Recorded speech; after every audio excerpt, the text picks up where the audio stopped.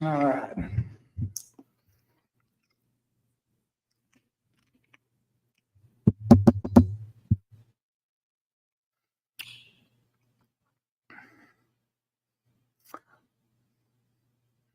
All right, we are ready to go. This is Keith Niebuhr with Gators Online. This is an emergency show. This is what we do. We try to react to news pretty quickly.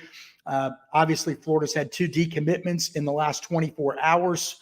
Hopefully, everybody can hear me. Let me double check my sound here, and we will get going in 1 second. All right, looks like it's all good. All right, again, Keith Niebuhr with Gators Online. This is the Gators Online live recruiting show. 2 decommitments for the Florida Gators in the last 24 hours. Definitely significant news. Definitely significant news. Saturday night, 4-star edge/inside linebacker Jamont Waller of Picayune, Mississippi's Memorial High School flipped his commitment from Florida to the Auburn Tigers. Not a huge surprise, but certainly someone Florida did not want to lose. And then tonight, a little bit more of a surprise. Just a little while ago, less than an hour ago, 4-star cornerback commit Wardell Mack of Louisiana. I'm going to tweet this out. He flipped from Florida to Texas. And so I'm going to double check here real quick, make sure this is good. All right. So we're going to break down those 2 big decommitments. I think the Mac one's probably a little bit more significant. It's probably the opposite of what you think, given the stature of Jamont Waller. But when you look at what Florida has left in the class and Florida's needs, I feel like when you break all that and when you factor all that into it, Wardell Mack's probably a more of a significant blow to the Florida recruiting class. So anyway, Florida started the weekend with 22 commitments, and a lot of you were focused on the Florida LSU game Saturday night at Tiger Stadium. During the first half of that game, Jamont Waller out of Mississippi, the 4-star edge/linebacker, decommitted from the Gators. So what do we make from his decommit? Well, Auburn had been working on him really hard the last month or so. Had never really slowed down after he committed to Florida this summer. Proximity to home was a factor there. Also, I think he wants to go to the same school as his girlfriend, and I think that played a role. He's built a very good relationship with the Auburn staff. Had been to more Auburn home games this year than Florida home games. So as it built up, as we got closer to yesterday, it became less and less of a surprise. Now, we had been teasing, I don't want to say, maybe that's a strong word. We had been letting everybody know, hey, look, the optimism, the confidence was growing by the day in Auburn with Jamont Waller. Now, when you look at what Florida has left at edge and inside linebacker, it doesn't feel like it kills Florida. Now, look, it's a significant setback because Florida had a high value on Jamont Waller.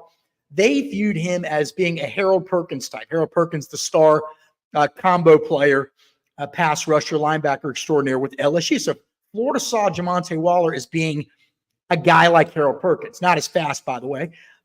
Harold Perkins listed at 6'1.5" by Florida. We have him at 6'1.5". He was never going to be a true edge, but a really good player, obviously. He's putting up fantastic statistics in Mississippi this year, and he's the Class 6A Player of the Year, Mr. Football, for the state of Mississippi. So an outstanding player. But then you look at what Florida has left at linebacker and edge, and you say, okay, this probably isn't the end of the world. So he's not a true edge, and he's not a true linebacker. He's a combo.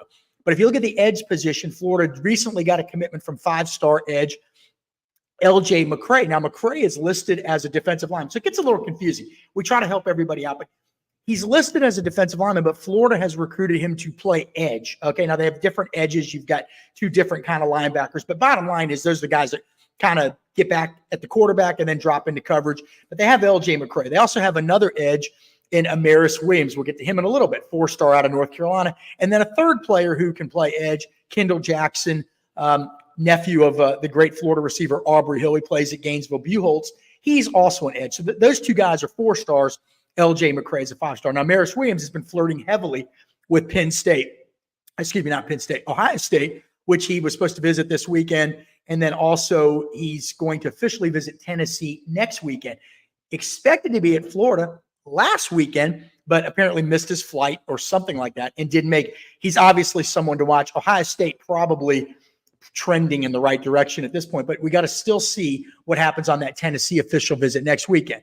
So at edge position, even if you lose Amaris Williams, you've at least got these 2 other guys. So what do you do to combat this loss? Perhaps, and if you lose Amaris Williams, perhaps you go in the portal and bring somebody experienced in. That's probably what I would try to do. We've seen some pretty good edges end up at some major programs. I mean, FSU has the kid from Albany, Jared Verse. You're not going to find too many of those guys, but there are solid players out there that could come in and play right away. And not every high school kid can come in and play right away unless you want to hear the excuses next year about how young Florida is. So nobody wants to hear that anymore. So that would be the direction you could conceivably see Florida going. We're going to keep digging to see if there's any other high school guys they may want to add. A lot may depend on what happens with the Maris Williams. All right, so the linebacker position, the other spot that Jamont Waller was going to play, you have 3 4-star linebackers committed to the Gators right now. Miles Graham, son of Ernest Graham, the Florida Gators running back great. Adarius Hayes, a 4-star out of Largo, Florida, flirting with Miami, visited Bama last weekend. Something to watch. We haven't heard much about him wavering, but it is interesting that now all of a sudden he's taking these visits. And then Aaron Childs out of Good Counsel High School in Maryland, another 4-star. So you've got good players at edge still committed. You've got good players at linebacker still committed. Jamont Waller is a fantastic player. It's a great pickup for Auburn, but it's not necessarily the end of the world for the Florida Gators. I'm going to get to all y'all's comments here really quickly, but let's talk about Wardell Mack. This is the big news. Wardell Mack, 4-star defensive back, just committed to Texas. Flipped his commitment. I'm trying to find it here so I can get it up on the screen. Flipped his commitment from Florida to Texas. Now, he committed to Florida this summer. At the time, the staff was sort of split on him. Some of the guys liked him more than others, okay? Some other schools thought he was a safety. Some schools thought he was a corner. Florida recruited him at corner. They knew when he committed, though, that they would have to recruit him through the whistle. In other words, all the way through December. FSU was in the hunt. You thought LSU got kind of a late start on him, but you thought if they really put the foot on the gas, they could make some noise in that recruitment. And then Texas has been there for the whole time. And I believe their defensive backs coach has strong ties to New Orleans. So again, here's where that is significant. He's a fine player. Florida recruited him at corner, but he could play corner or safety. Again, people are sort of mixed on him. I mean, On3 has him rated higher than other people. Some schools don't think he can play corner. Some think he's an elite safety. So you get all these different opinions. But that leaves Florida now with only 1 cornerback committed. Okay, so they've got a lot of good. Well, I'll just say a lot of cornerbacks on the team. It remains to see how good they are. We don't know. They're still learning their ways. Could end up being, all SEC players. But right now, certainly not in that category. But right now, Florida now has 1 cornerback committed. That's Teddy Foster out of Sarasota Cardinal Mooney, a 3-star that Florida really thinks highly of. Twitchy guy, quick. I wouldn't say he's a 4.3 guy, but he's fast enough. He's got length. He's got everything that defensive backs coach Corey Raymond is looking for. But again, you had 2 cornerbacks committed, and Florida was hoping to add 1 or 2 more. Now you have 1 cornerback committed. So who are the main targets? Guys we're following. Zay Mincy, 4-star. Get that out of my mouth. 4-star out of Daytona Beach, Maryland. Teammate of 5-star commit LJ McCray.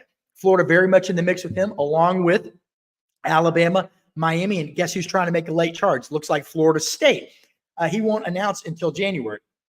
Now, he will sign in December, so somebody will know they're getting him, but he won't announce his decision until the All-American Bowl, formerly the Army All-American Bowl, on January 6th.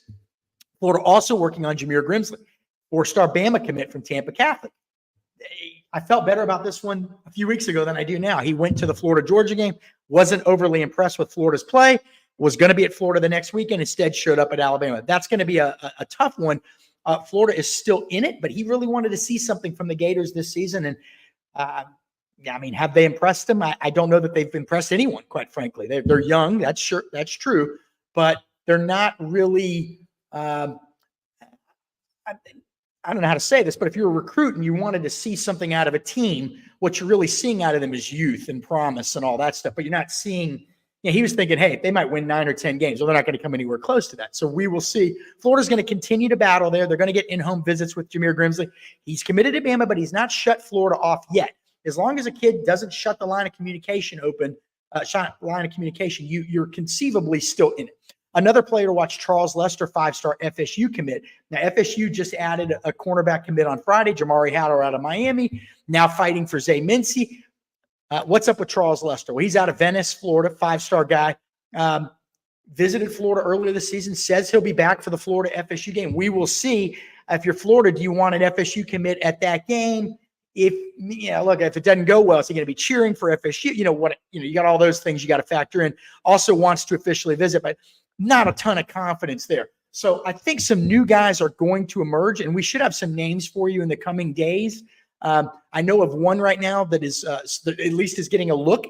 He's committed to another SEC school, but I've been asked not to put out that name, waiting for some confirmation there, and we'll put that out. So significant setback losing Wardell Mack. But again, overall, the class still 20 commitments and the number 4 ranking started the weekend at number 3. Now number 4 behind FSU. Not what you want to see. The question is, who else could potentially flip? And so the guys we're tracking, mentioned him earlier, Maris Williams, the 4-star edge out of Clinton, North Carolina, flirting heavily with Ohio State and also Tennessee. The other guy you really got to watch is Nasir Johnson, 4-star defensive lineman out of Dublin, Georgia, visited Georgia this weekend. Officially, the Bulldogs apparently do want him at last check. That's going to be a tough hold. I'm not going to lie. Those are 2 tough holds. So what happens? I mean, that Florida's going to have to work extremely hard to keep those guys in class. If they lose those guys, Nasir Johnson's probably the bigger of the losses, because that would leave you with no true defensive lineman in the class at this time. Now, every school has backup plans. There are guys that Florida continues to recruit. There are going to have to be some guys. As Florida, you don't wait till a guy decommits. Like if they think of Nasir Johnson, there's any chance at all that he could end up flipping to Georgia, let's say, then they're working evaluations and taking notes, making phone calls, all that stuff. So we should have some more names this week too at Gators Online. By the way, if you like what we're doing here, we're just an emergency show here just to talk about this stuff, these latest developments. Florida losing 2 commitments this weekend. If you like what we're doing, hit the like button, hit the subscribe button to the channel, and leave a comment. And obviously we have more always at gatorsonline.com. Now, did I know this decommitment was coming? I kind of had an idea that Jamont Waller's was coming. Wardell Mack's not so much, but there were some red flags. And one, Florida knew that they were going to have to work all the way through to keep him in the class. Being a Louisiana kid, being far from Florida, knowing who else was recruiting him. Again, Texas DB coach with Louisiana ties, LSU still in the hunt, Florida State still in, that kind of thing. And also, right after he committed, you'll remember this summer, within a week, there was a story put out by On3 that said, hey, he intended to take visits. Well, that's always a red flag. Usually they wait a while before they start taking visits, but he was like, no, or start planning visits. I'm going to take visits. So, not a great weekend really for Florida recruiting. But again, still have a lot of hay in the barn. But now you have needs, even with 20 commitments. You still would like a second running back. Looks like Florida's in a good position to maybe flip Jaden Baugh from Arkansas. Wide receiver, you'd like one more receiver, possibly an elite guy. You're recruiting Jeremiah Smith, the Ohio State commit, 5-star, number 1 recruit in the country. That just feels like that's going to be a tough task. I mean, we write about him a lot because we have to and you want to read about him. But right now, Ohio State feels really good about keeping him in the class. And quite frankly, the Buckeyes view FSU as the bigger threat to Florida right now. Now, that doesn't mean they're right, but that's the opinion up in Columbus, Ohio. So another receiver would be ideal. At offensive line, you'd like another elite tackle or an elite tackle. You've got a good right tackle prospect, very good. A couple of them actually, and Fletcher Westfall out of Virginia, and Marcus Maskell, whose brother played at Clemson. He's out of the Atlanta area. But you'd like to add an elite left tackle guy, and they're pushing for Jordan Seaton, 5-star out of Bradenton IMG Academy, still in it. Officially visited Colorado, officially visited Alabama. He's going to officially visit Ohio State. Tennessee's also in the hunt. Nobody has a true feel for what he's going to do because I don't know that he knows what he's going to do yet. But again, with all those teams involved, at best, what are you going to have, a 20 to 30% chance? It's going to be tough. You may have to go back into the portal again to get some offensive line help. Okay.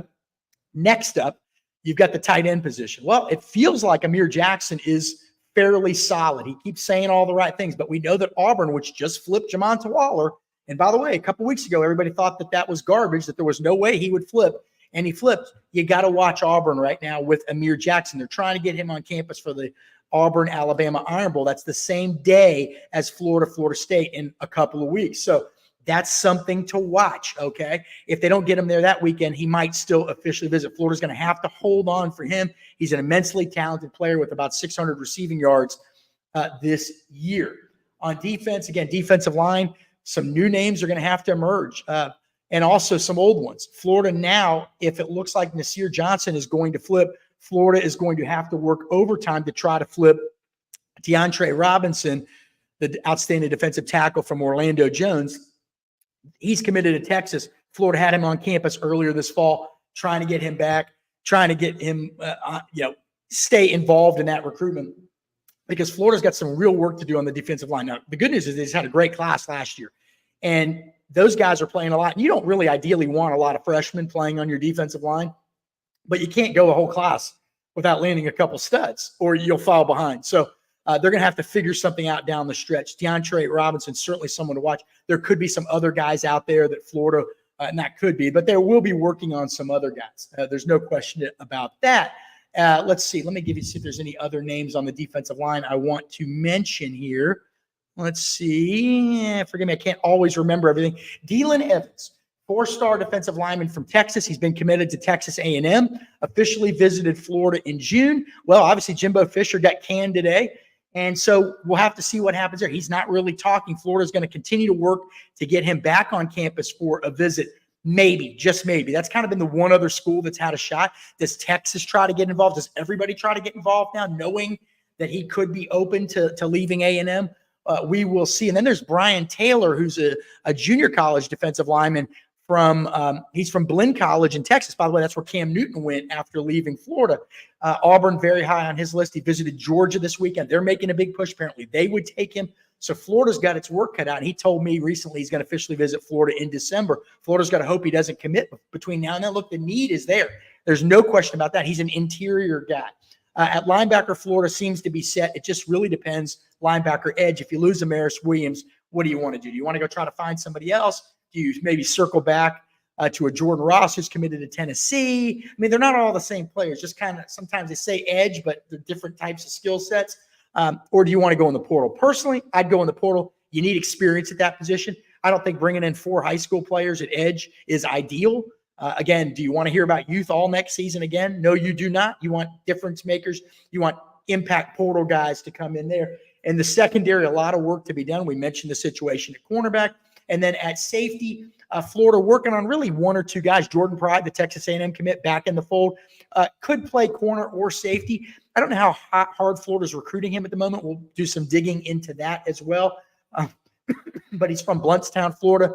Had a great relationship with Jimbo Fisher. That's why he picked A&M. So somebody to keep an eye on. And then Gregory Smith, a 3-star safety, but probably will be a 4-star before all said and done. First year playing defense. Excuse me. And he's at what high school is that? Sumner High School, kind of a newer school in Riverview, Florida, just south of Brandon, east of Tampa, in that range. And I think Florida's in a good position with him. So 20 commitments, number 4 class. Let's get to some comments now.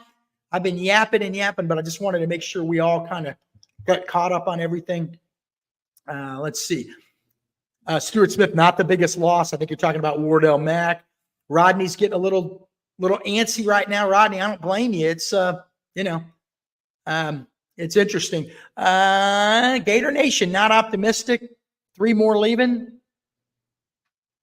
And all.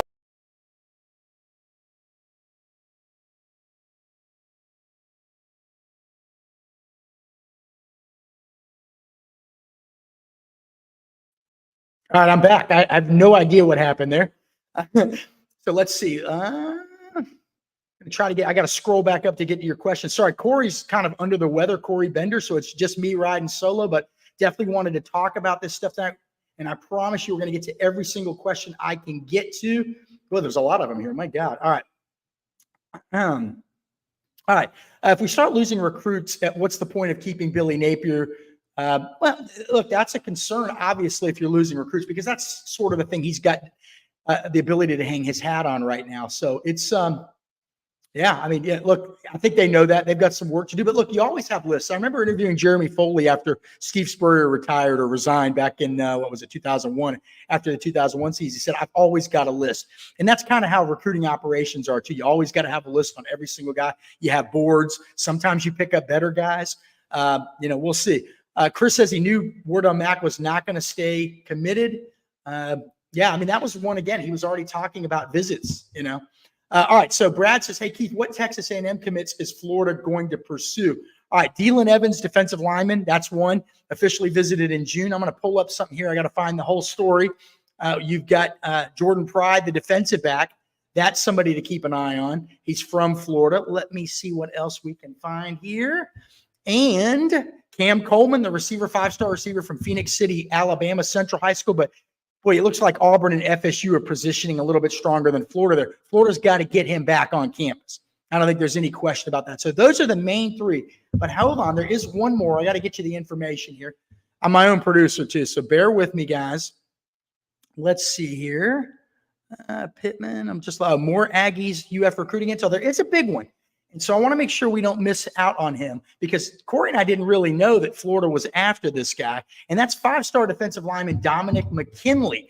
All right. He committed to Texas A&M on September 1st, and he was in College Station this weekend. But Ohio State, Texas, LSU, Oklahoma also involved. And then you got Florida and Auburn are making pushes as well. So just somebody to keep an eye on if Florida can get him on campus. He's from Louisiana.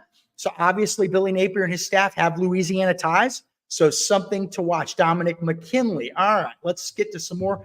Napier's getting guys with strong character, guys who do it right, guys who know who they are, guys who will make you proud. That is true. I agree with that. Of course, it all does come down to winning.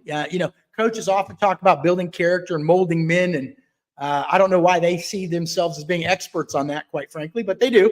And God bless them for trying.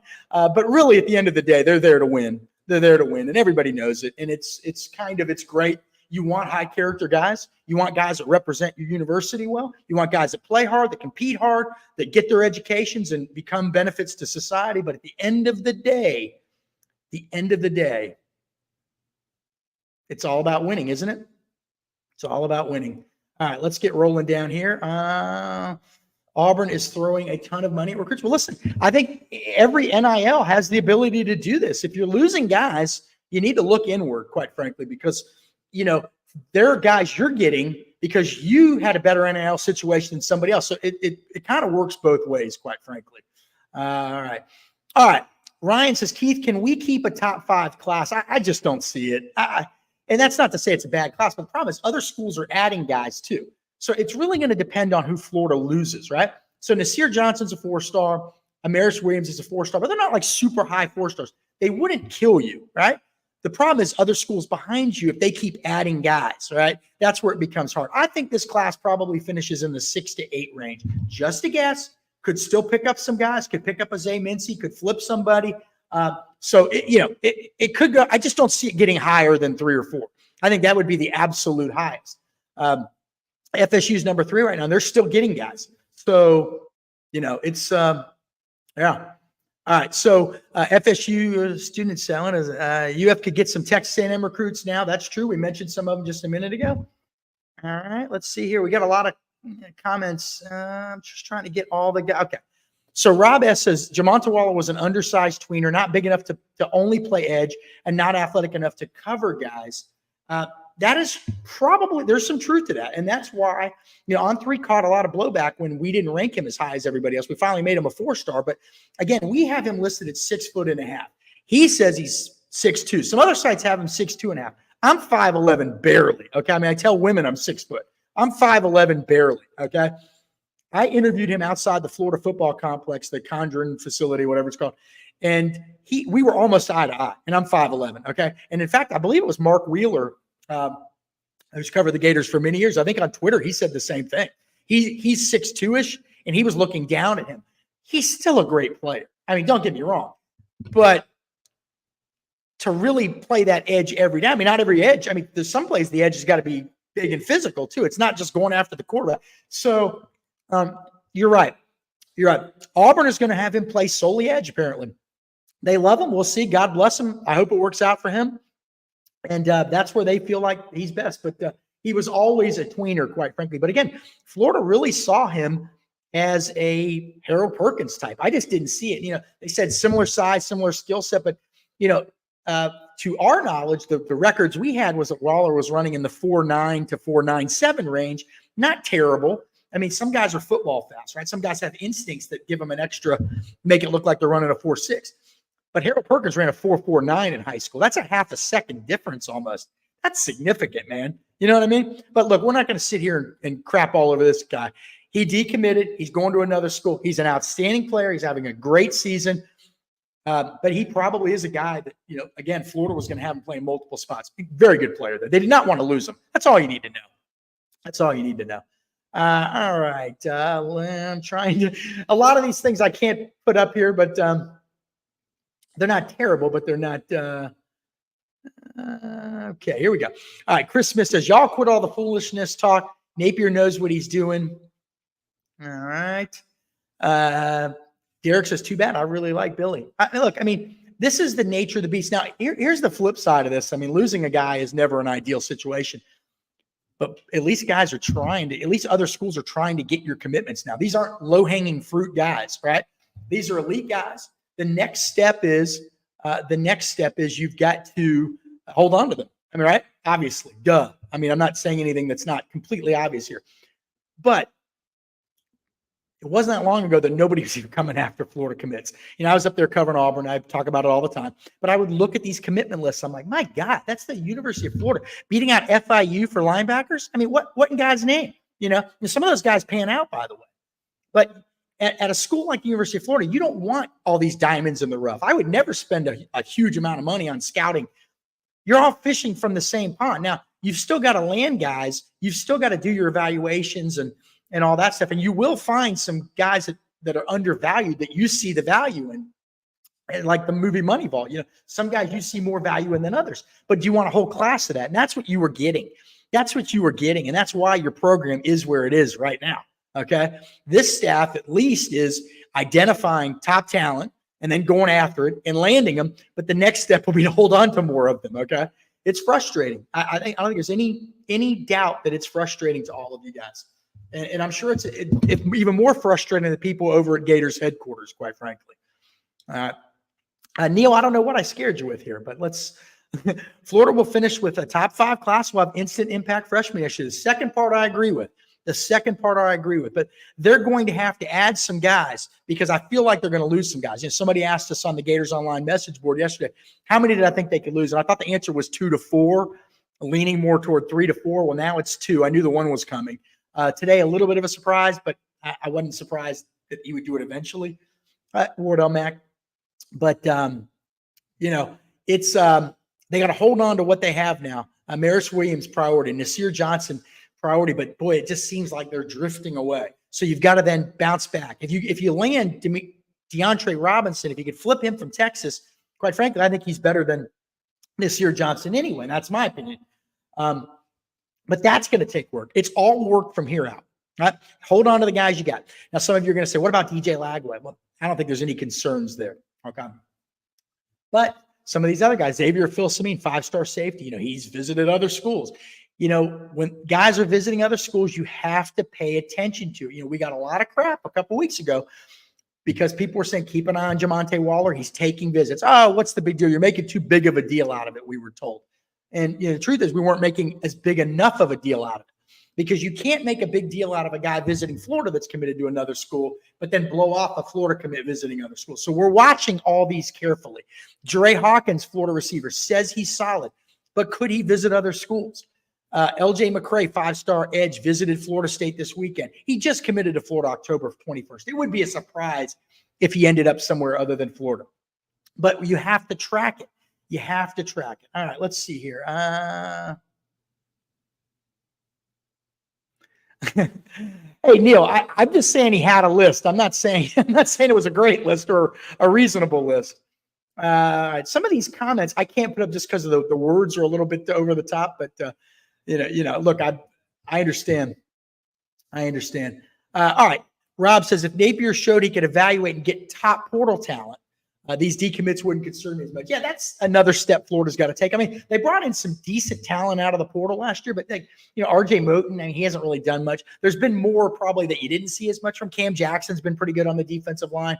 The offensive line, Mazuka starts. There's been some, but you really need to probably take that up a notch. Let's just be honest. You got to have an elite pass rusher. Now, maybe Boone coming back next year, maybe that helps, but you got to be able to get off the field on third down, obviously, right? You just saw last night what I saw. I can't believe what I saw, quite frankly. And so there are some positions where you've got to go find a guy. You've got to be in on them early. Florida said, they kind of hinted this last year. There just weren't a ton of great portal guys out there. Well, there are a few schools out there that went and found a bunch of portal guys and are doing well. So, I don't know. It's interesting. All right, let's get to some more of your comments here. We're not going to go too long. Just wanted everybody to be able to vent. All right, stop with the doom and gloom and sky is falling BS. Brad, I hope you're not talking to me. I don't think the sky is falling, but we're going to point out that there's still work to be done. Again, 20 commitments, a lot of hay in the barn. Still have needs across the board, though. So the next 6 weeks to signing day are going to be, there's going to be a lot of action, right? You've got campus visits. Now, Florida won't have any of those this week going on the road. Then you've got Thanksgiving weekend. Now, after that, if Florida doesn't win and they're not bowl eligible, they will be out on the road. You can see from after that weekend through signing day, the early signing period, you can visit a kid once a week, and the head coach can visit him one time. So they'll be doing a lot of in-home visits. There's going to be new players emerge. I don't think there's any question about that. So, let's see. Rob says, we pushed Chris Jones to Georgia for Waller. I thought we should still take this kid when he wanted in. Big mistake. And let's see here. I can't quite make this one out, but we're going to post it anyway. So look, it's a situation where it's not ideal. And obviously what you get is you get this negative perception out there. These decommitments came on a weekend where you lost to LSU. And so the negative perception is going to, the noise is going to get loud. Remember the great Ron Zook used to say, noise in the system. It's going to get loud. It's going to get loud. Now, Eddie says Napier's getting fired this year. I disagree with that. I don't think there's any chance right now. Auburn has him 6'2", Jamont Waller. Well, I guess I'm 6'1" then, and that's great because I've always wanted to be that tall. Now, Chris says Waller's a midget. He's not a midget. He's over 6 feet tall. He's just not 6'2.5". The guy's a hell of a player. He really is. Go watch his film. It's and he's got long arms and he's active and he just does so many things well. He really does. It's a tough loss. All right, let's see.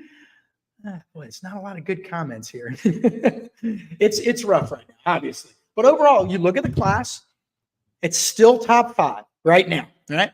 Hang on to what you have the best you can. Add some pieces. Add a Jaden Baugh, who's an undervalued player, who probably is going to end up with a 4-star rating. Add Gregory Smith, the 3-star safety, who's probably going to end up as a 4-star. You're working on other guys.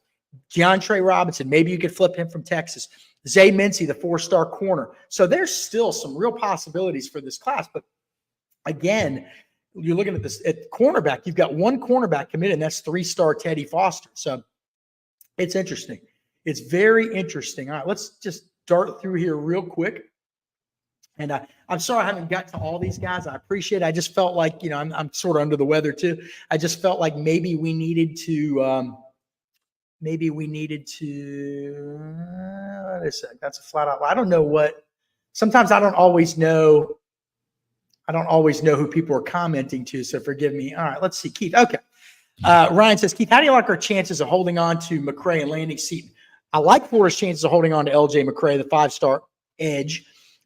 Jordan Seaton, the 5-star offensive tackle. That just seems like there's such a great unknown. Like I said, there's so many schools involved. I didn't even mention Oregon earlier, by the way. Alabama, Oregon, Colorado, Ohio State, Tennessee.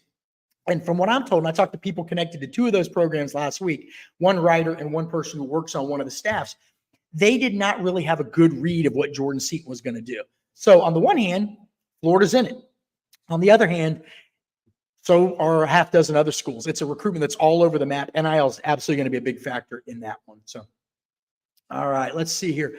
Jim says we're going to lose some and we'll get some, part of the game. Absolutely, especially Jim, and I'm beating a dead horse. When you're recruiting good players, people are going to come after them. People are going to come after them. No question about it. Chris says Seaton is going to Bama. Well, he has named them his leader at different points in his recruitment. Certainly something to watch. Oregon, big NIL situation out there. So, all right, Eddie, interesting comment here. The portal will determine Napier's fate. So you got all this young talent coming back, and I'm not the team guy, but you got a lot of young talent coming back next season. You're going to have an influx of talent coming in from this class, but are they ready to make impacts in year one? A few guys will be, sure, but not the bulk of them. So theoretically, you're probably going to be young again. Again, nobody wants to hear that. None of you want to hear that again. You want to see some wins. To bridge the gap, they've got to go out and do better in the portal. Now, they had some bad luck in the portal. The Gooden kid, mother got sick. He was going to be one of your starting offensive tackles this year. That's bad luck, okay? But not everything was bad luck. So not everything was bad luck. All right, let's see what here. Seton is going to Colorado, Chris says. I don't know about that one. I don't know about that one. All right. Here's another one. Seton's going to Oregon. So we got three different picks for Oregon, or for Jordan Seton here. All right. First of all, UF could do a lot worse than Kentucky coach Mark Stoops. Florida still has a football coach right now, obviously. It's hard, man. I know you guys have been through a lot. We were talking about this, Nick Delatorre and I. I'm sorry. It's hard to do a show on your own here, guys. So I appreciate everybody bearing with me. I'm trying not to talk too much garbage, but it's nonsense, but it's hard. But we were talking about this last week. Florida fans, there's like different sects of them, right? So you got the older ones, like my parents, well, they're dead, but the people of my parents' generation, they remember the 70s when it was like kind of like right now, right? Except actually they had some winning seasons. So they're scarred for life from what they saw in the 1970s and then parts of the 80s. Then you have people like me who grew up, and I went to UF. My first game as a student was Steve Spurrier's first game as Gators coach. And people in my age group are spoiled. So you got scarred, then spoiled. Then you have the Ron Zook, Urban Meyer era, which was like this, and then this. And then you have the last decade. And so those people were sort of scarred too. So it's a really unique situation. There's just never been great consistency with the Florida football program. Now, you can say that about a lot of programs. I mean, Georgia had losing seasons. Right? There was a period years ago before most of you were born when Georgia Tech was better than Georgia. Right? It's hard to have that long, sustained period of success. I mean, Texas is just now sort of back in the national limelight for real. Right? So it's difficult, but it's been like this since birth with Florida. You know what I mean? And right now it's difficult. And so we understand that. We absolutely understand that. All right, let's see. Brad says Jimbo getting his pink slip of $76 million was probably the best day of his life. I would agree with that. Gator Nation says, I'm going to be honest, Billy has a path to save his job. If he loses 3 more, we also have a few flip targets out there. Yeah, I mean, look, they know that it's a big challenge. I think they're preaching patience, and it's a fan base that, quite frankly, doesn't have much, right? So it's going to be interesting. All right, now here's an interesting comment here. Kings, I got to have my readers, but King, never get excited about early recruiting. You'll be heartbroken about the decisions. Happens a lot. Yep. Chris says something about Brandon's tweet today. I didn't. Granted, spikes. Okay. I didn't see it. He's trying to temper expectations. I mean, well, that's, I just don't, again, given Florida's past as prologue, right? Given everything Florida's been through to get to this point, I mean, historically, I just don't know that it's a fan base that is patient enough to give a guy a 4-year window to rebuild. And by the way, that doesn't mean that he couldn't do it. And he might do it next year, by the way. I mean, they got a lot of guys back. But I just don't know that the patience is there, especially in this day and age. Miami seems like they're getting better. FSU's clearly better. They're going to lose a lot of players from this team. Georgia's winning championships. Auburn's all of a sudden recruiting. So it's kind of like, okay, when are you going to see some results? And it's, Billy Napier says, well, you don't see what's going on in the building.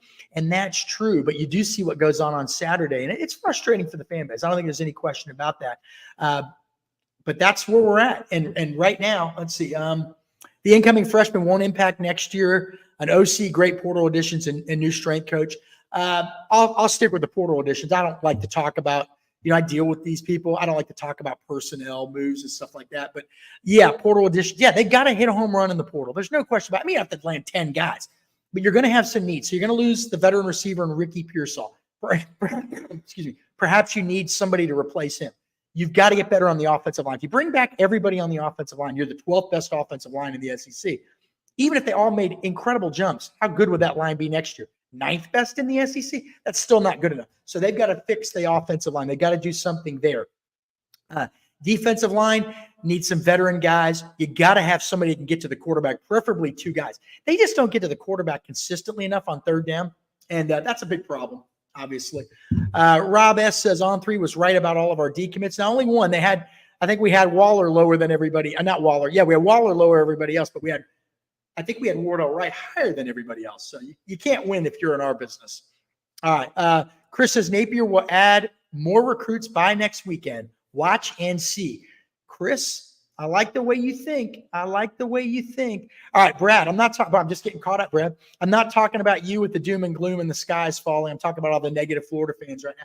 Yeah, Brad, I understand it, though. It's hard. I mean, when you work in a football team program like Billy's right. I mean, it's a process. He's been in football his whole life, so he understands that. And it doesn't mean it's going to work out. We don't know. I mean, you'd like to think it will, and he certainly believes it will. We don't know. There's no guarantees, right? But the guarantee is he knows it's a process. The problem is the fans don't want a 4-year process anymore, not with the transfer portal, not with Miami maybe getting better, FSU maybe getting in the playoff, Georgia winning big again. That's too much to have in your head. So we'll see. All right. Could Grimsley replace Wardell Mack in the class? He could, but Bama feels very good about keeping him right now. That was at last check. Jameer Grimsley, 4-star corner from Tampa Catholic. So Bama feels really good. We're going to have to see if Florida can get him back on campus for the FSU game and maybe for an official visit. He's not really set an official to Florida yet. We don't know that he will. If he does, maybe. But again, Bama's confidence is very high right now. All right, Chris Mincy, a safety. No, we have him rated as a safety, and On3, and I believe other sites do too. But Zay Mincy is a 4-star cornerback to the Florida Gators. Okay. I suspect he'll be back in town for the FSU game. He officially visited, I believe, earlier this year. They're very much in it. I think Corey Bender, who works with me, has always thought Florida was the team to beat. But recent visit to Alabama, is Florida State making a move? He was just there. We'll have to see. I mean, how much is Florida losing impacting this? Well, I mean, I don't think it's any coincidence they had 2 decommitments this weekend. I think one game doesn't matter. 2 games doesn't matter. Kids are looking at patterns. Where do they see you today? Where do they think you're going to be tomorrow? But then also sometimes it's just relationships and circumstances. I mean, people close to Waller felt comfortable at Auburn. He felt comfortable there. The staff felt comfortable with him and vice versa. And sometimes it just happens. And, so Florida lost 2 commitments. You notice they weren't guys in their backyard. Guy in Louisiana and a guy in Mississippi. There are people that think Florida should never leave the state of Florida to recruit defensive backs. And maybe this doesn't happen if they do, but the staff had connections to Louisiana and felt like the time was right to try to get those guys. So we'll see. All right. Animal says, do I think it's Napier's fault? No. Or the system? No. They're defensive players. Oh, you're talking about the defensive system? No. I think it's, again, circumstance, NIL, comfort. I mean, all these things go into it. Texas is recruiting hot right now, right? It's a hot program. In the discussion for the playoff, may be able to get in. Got Arch Manning, maybe the starting quarterback next year. It's a hot program. You're dealing with a lot of factors that sometimes have nothing to do with you. Now, if you were 8-2 right now, maybe you're not dealing with it. I'll give you that. I will give you that. All right. Gator Swag says, Billy Napier must make staff changes. Well, we will see. We're starting to see some changes getting made across the country. It's always hard. Sometimes you're locked in with guys. You're close to guys. Now, what I will say, I don't like to comment on personnel until stuff happens. Again, I have relationships. We have to work with a lot of the people at these schools. And, we owe them a certain amount of respect based on what we do to not be calling for their heads. I'm going to leave that to you guys. But what I can tell you is that usually when positions open up, coaches kind of go to a place they know. In other words, a lot of times they'll go try to find replacements and hires and position coaches and coordinators through their circle, through the guys they know in the business, the guy they may have worked with 11 years ago, a guy that has ties to this coach that they played for once. So there's a lot of times there's a tie to that guy. It's not just, hey, by the way, this guy at Washington State sure runs a hell of a defense. Maybe I'll hire him. Doesn't always work that way. Doesn't work that way a lot, quite frankly. And so, so those are some of the things you consider. Those are some of the things you look at. All right. Raymond promised him corner. That's why he'll commit. I think you're talking about Zay Mincy. Yeah, Florida's absolutely recruited him at corner. And then obviously with Wardell Mack decommitting, I think that means, oh, here we go. Mincy will commit by next weekend. UFD don't. Okay, there you go. That would be significant. We'll see. Wait a second. I lost you there. Chris, if you are right, I'm going to give you permission to come back and brag. All right. We're going to wrap this up in just a minute. I'm Keith Niebuhr with Gators Online. Florida's still 20 commitments, number 4 class in the country. Not the end of the world. Certainly some concern, though. No question about it. The staff knows that. They're aware of that. There's a lot of pressure. They're in some battles. You keep the faith, though. You can't just it's not, the world isn't ending yet. Okay. They may lose some more, but they may pick up some more too. Again, to me, a lot of this is going to come down to the portal. They're going to have to really be on point with the portal. But if you like what we're doing, hit the like button, subscribe to our YouTube channel, leave a comment. I'll try to get to them. Also, Gators Online, $1. Get your foot in the door. $1 for 1 month of coverage right now. Great message board community, good recruiting intel, good team intel. I feel like we've got some good personalities on the board, not the staffers, but the insiders, the message board posters. It's really a fun place to be. I had to do the plug. Sorry about that. Back to a couple more questions, and then we will get out of here. All right. Mel Tucker would be a good DB coach. I don't know that you could go in that direction. Could you? First of all, you still have Corey Raymond, but all right. Gator Swag says, why won't Billy Napier make any staff changes? A lot of guys don't want to do anything until after the season. They don't see the point of doing it during the season. Perhaps that hey, look, we don't know what he's going to do. A couple questions. One, is anybody going to tell him what to do? We don't know the answer to that. And two, if not, maybe he sees things differently than the rest of us. A lot of coaches do. They will circle the wagons, believe me, guys. But at the end of the day, he's a guy making a lot of money, and he's a pretty bright guy. He's going to do what he thinks is best for the program. Sometimes it works out. Sometimes it doesn't. You just got to have the faith. You got to believe in what they're doing. It's hard sometimes. There's no doubt about it. All right. So we've got I'm going to post up a couple more here. And, oh, boy. All right. I'm trying to run through these. A lot of negative ones. All right, Keith. Here we go. This is a great one. Keith, you do a great job at Gators On and On 3. We're lucky to have you. No, I'm lucky to have you guys. Believe me, this is my dream job covering the Florida Gators. So I appreciate everything you all do. Let me get down to one more. Let me see if I can find one more question. Let's see. Oh, never even brought him up. I think the name's spelled wrong. Chris said, got so many things on my plate, Chris. Another defensive lineman to watch, Mekhi Burrow, former Gator commit. It's cold. It's killing me. I hope that's what it is. Creekside High School, Fairborn, Georgia, in that district that Cam Newton played in, Atlanta Westlake, same schools up there. He was committed to Florida, decommitted earlier this fall. A lot of people thought Georgia was the team to watch. We don't know right now if Georgia's going to have space for him.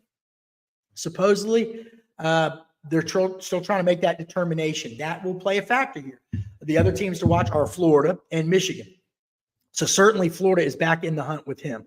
I forgot to mention him earlier. I'm sorry I lose track of all these guys, but Mekhi Burrow, another defensive lineman to watch. But now look, he's a zero technique guy. So he's right over the center. He's a guy that's going to take up a lot of space like Desmond Watson. I don't know that he's going to be super active and in the backfield a lot, though. That's what DeAndre Robinson is.